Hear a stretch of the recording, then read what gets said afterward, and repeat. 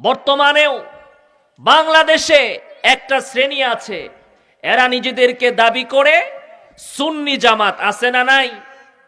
জোরে কথা বলেন, আছে না নাই? এরা নিজেদেরকে বলে সুন্নি জামাত। এই তথাকথিত যারা নিজেদেরকে সুন্নি বলে দাবি করে, যারা নিজেদেরকে সুন্নি সম্প্রদায় বলে দাবি করে, বাংলা ভাষায় একটা কথা আছে, চেনা ব্রাহ্মণের পৈতা লাগে না।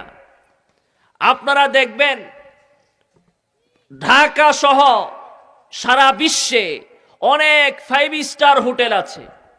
যেমন ঢাকা শহরে ইন্টার কন্টিনেন্টাল একটা 5 স্টার হোটেল আছে।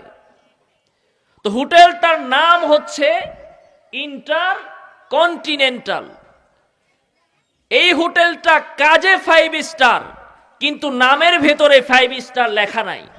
পৃথিবীর ভিতরে যত 5 স্টার হোটেল আছে, কোন 5 স্টার হোটেলের নামের সাথে 5 স্টার কথাটা লেখা নাই। কারণ হচ্ছে এই হোটেলগুলো কাজে 5 স্টার, নামে 5 স্টার লেখার দরকার নাই। অপরদিকে আপনারা দেখবেন গ্রামে গঞ্জে অনেক জায়গায় বেড়াভাঙ্গা হোটেল নাম দিয়ে রাখছে 5 স্টার হোটেল, অথচ হোটেলের বেড়া কিন্তু ভাঙ্গা, দরজা জানালা সবকিছুই ভাঙ্গা, চেয়ার টেবিলও ভাঙ্গা, কিন্তু নাম দিয়েছে কি 5 স্টার হোটেল। তো এই ভাঙ্গা হোটেলটা কি কাজে 5 স্টার না নামে 5 স্টার? কথা বলে না, কিসে 5 স্টার? এই ভাঙ্গা হোটেলটা নামে 5 স্টার। এই হোটেলের ভেতরে 5 স্টারের কোনো গুণাগুণ নাই, কোনো যোগ্যতা নাই, কোনো মান নাই, কিন্তু নামে সে হয়ে গেছে 5 স্টার, কাজের খবর নাই।